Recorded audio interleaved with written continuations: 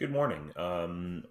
Now that people are getting a little bit more comfortable with Google Classroom as a platform, I wanted to share another video about some of the other apps and websites that work together, not only with your Google sign-in, but with Google Classroom as well. And one of the bigger ones that people have asked for in the last couple of days is Flocabulary. If you don't know about Flocabulary, it's a great word study, engaging word study app that kind of combines rap and music, creation, all into one.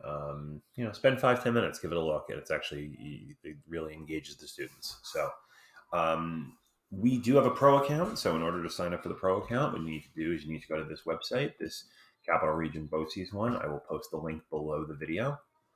And when that comes up, what's going to happen is you're going to get a link that's going to say join Capital Region BOCES on Flocabulary. You're going to want to hit join with Google, of course, and go through the process of allowing your Schenectady Google Apps account. I already have an account, so I'm going to log in, and you always want to log in with your Schenectady Google account.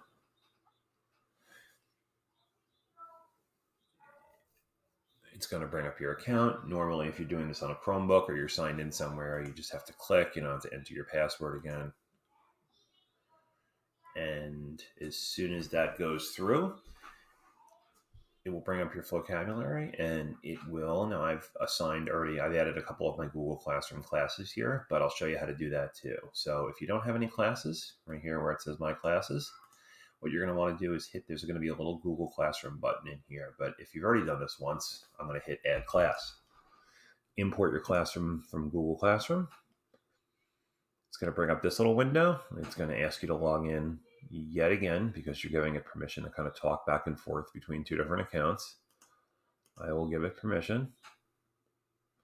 And what it's going to do is it's going to bring up a list of all the classes that you are either a teacher or a co-teacher of. If you were to select, a class right here, hit submit, it's going to go through. 1-out-of-1 classes. This is just a dummy class, so we don't have any students, but it actually imported the classroom, no problem.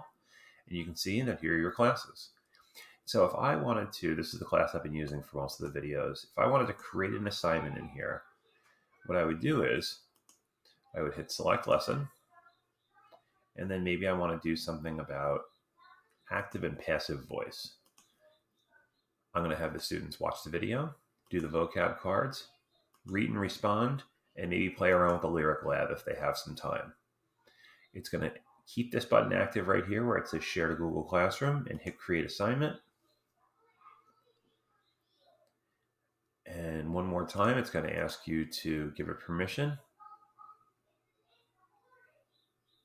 I always find it easier to ask for forgiveness rather than permission, but neither here nor there. All right, you can see that it was successful. I created and shared this to the Google Classroom.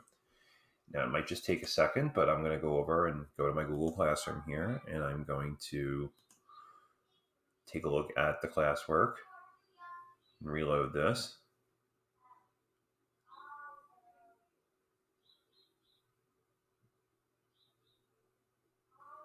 And there you can see, there's my Flocabulary active and passive voice piece of classwork that shows up. And if there were any students, even if students logged in and joined the class after this was posted, they would see it in their stream.